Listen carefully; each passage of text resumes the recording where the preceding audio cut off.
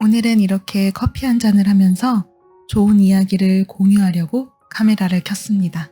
우룡스님의 법공양에 대한 내용인데요. ASMR식으로 읽어드리려고 해요. 제가 블로그에도 이 내용을 올려드린 적이 있는데 텍스트로 확인하고 싶으신 분들께서는 제가 링크를 남겨드리면 그 해당 링크에 들어가서 한번 더 읽어보셨으면 좋겠고요. 가능하시다면 법공양 그 간행물을 한번 직접 구매하거나 문의를 해서 읽어보시는 것도 좋을 것 같습니다. 네, 그러면 지금부터 내용을 읽어드리도록 할게요. 우리나라 불자들은 기도를 많이 합니다. 그것도 매일매일 일정한 시간을 정해서 행하는 평소 기도보다는 꼭 이루어야 하는 소원이 있을 때 행하는 특별 기도를 많이 합니다. 기도를 평소에 한결같이 행하면 불보살님들의 은근한 명운가피가 언제나 함께하지만 특별한 소원을 이루기 위해 일정 시간 동안만 기도를 하는 불자들 중에는 소원 성취를 이루지 못하는 경우가 많습니다.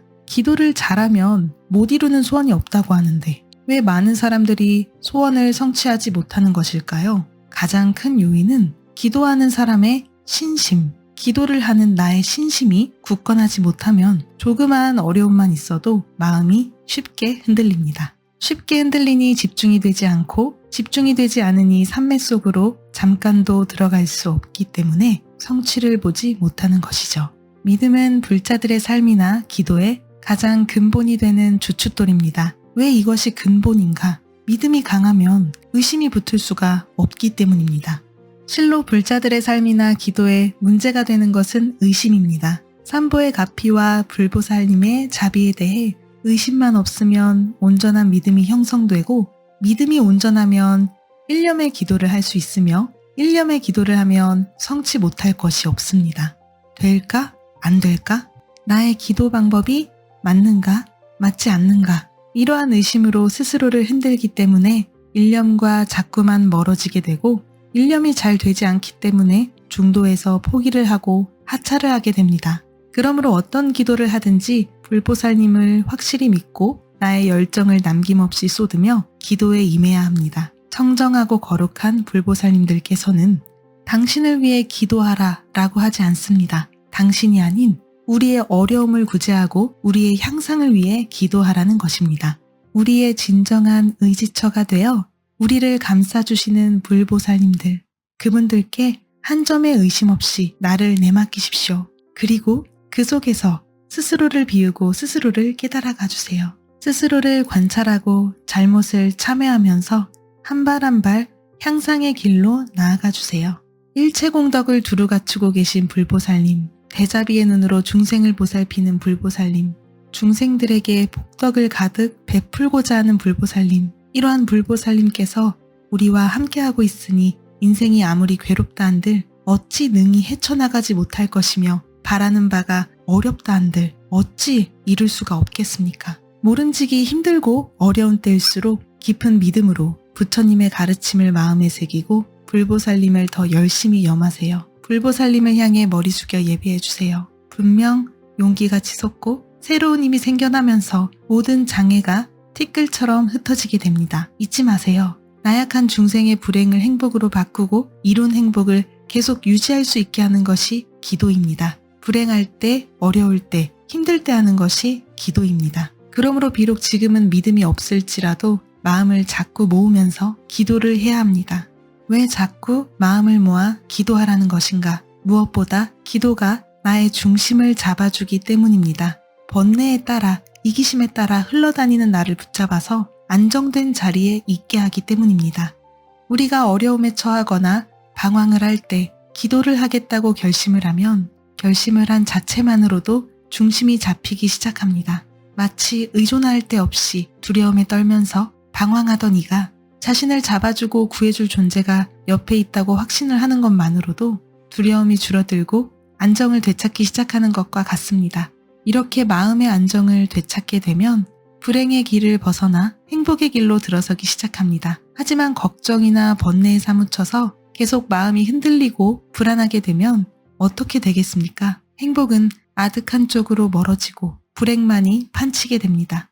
그러므로 기도를 시작하였으면 흔들림 없는 신심을 가지고 애를 써야 합니다. 불보살님께서 틀림없이 해결해 주신다는 굳건한 믿음으로 임하여야지 이 기도가 될까? 과연 가피가 있을까 하면서 기도를 하게 되면 될 기도도 되지 않습니다.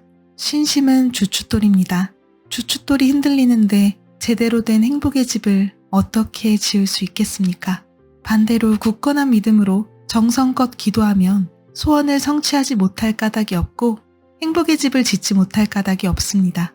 1980년대까지 대구의 약전 골목에는 유명한 대나만 의원이 있었습니다. 대나만 의원은 대한불교조계종 경상북도 신도회장을 역임한 여동명 거사가 경영했던 한의원으로 전국적으로 이름을 날렸는데 이 여동명 거사의 성공 뒤에는 어머니의 큰 사랑과 기도가 숨어 있었습니다. 일찍이 남편과 사별한 어머니는 외아들 여동명을 한의사로 만들 작정을 하였습니다.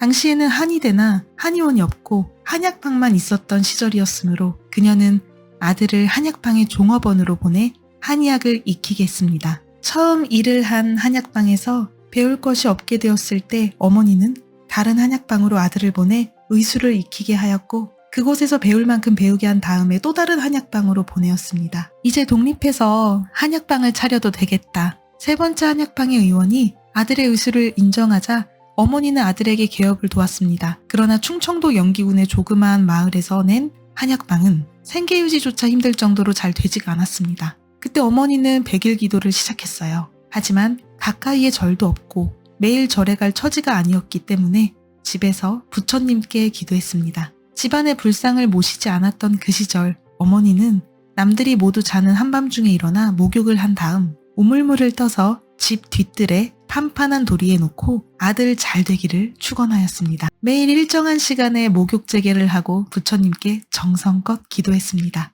그러던 어느 날 정화수를 떠서 뒤뜰로 가는데 사발이 손에 딱 붙는 듯 하였습니다. 깜짝 놀란 그녀는 순간적으로 물그릇을 놓았는데 그 사발에서 손가락이 떨어지지 않았습니다. 더욱 놀란 것은 사발을 잡은 자리에 손가락 자국이 나서 푹 파여 있는 것이었습니다. 그날 이후 어머니는 손가락이 딱 붙었던 그 자리만 잡고 정화수를 떠서 기도를 올렸고 마침내 100일 기도가 끝났을 때 계시가 내려왔습니다. 아들을 데리고 남쪽으로 가서 큰 대자가 든 고을에 머물러라. 그곳에 가면 너의 아들이 성공하리라. 아들과 함께 고향인 영기군을 떠난 어머니는 대전을 거쳐 대구로 왔고 대구의 약전골목에서 아들 여동명 거사가 대남한의원을 열어 크게 성공을 거두게 됩니다. 과연 이것이 무엇의 힘일까요? 바로 기도의 힘입니다. 어떤 기도의 힘일까요? 믿음과 정성스러운 마음으로 기도한 힘입니다. 결코 잊지 말아주세요. 누구라도 굳건한 믿음 속에서 정성껏 기도하면 영험은 반드시 나타나게 되어 있습니다. 간절한 마음으로 정성껏 기도하면 소원이 성취되고 현재의 행복과 미래의 행복이 보장됩니다. 갖가지 업보와 얽힌 인연 때문에 고통받는 이 사바세계에서 행복하게 살기를 바란다면 굳건한 믿음으로 정성껏 기도해야 하고, 정성껏 기도하면 반드시 평화와 행복과 지혜의 길이 열리는 것입니다.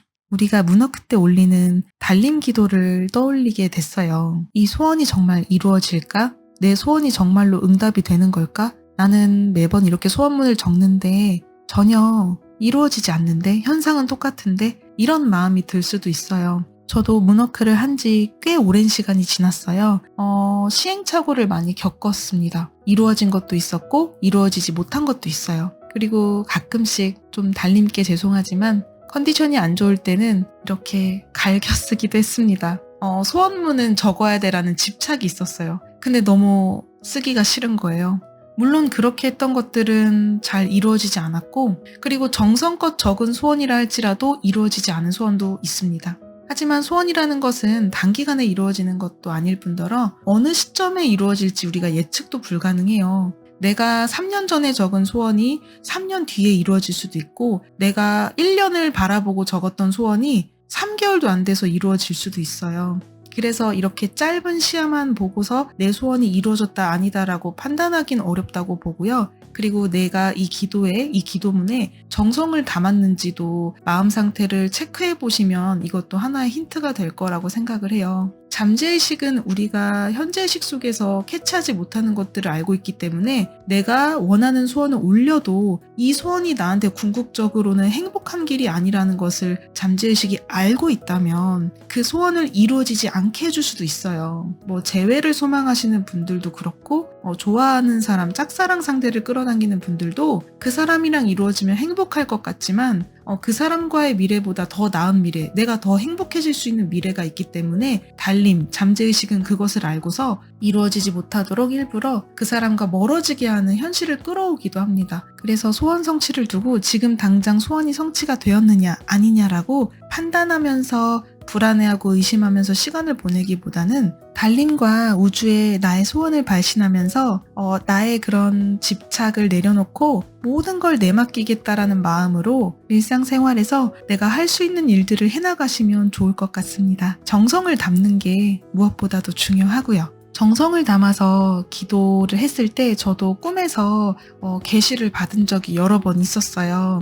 저도 물론 이 사연에 나왔던 것처럼 절에 가서 기도하고 나서 며칠 뒤에 꿈을 꾼 적도 있었고, 절에 가지 않아도 간절하게 소망을 올렸던 것들은 꿈에서 좋은 계시를 받아서 행동으로 옮긴 적도 있습니다. 정말 이런 스토리에 대해서도 나중에 기회가 되면 공유해드리도록 할게요. 저는 이제 이 남은 커피를 마시고 또 다시 일을 하러 가야 되거든요.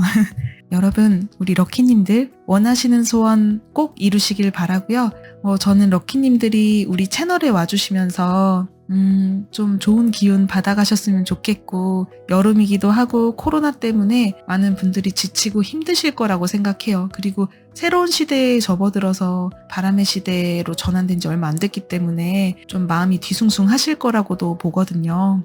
그래서 많은 분들께서 좀 마음의 위안을 얻고 일상생활에서 활기차게 보내실 수 있도록 메리제이도 열심히 좋은 컨텐츠 만들어서 올려드리도록 하겠습니다. 여러분 항상 감사드리고요. 그럼 다음 시간에 또 인사드릴게요. 안녕, 감사합니다.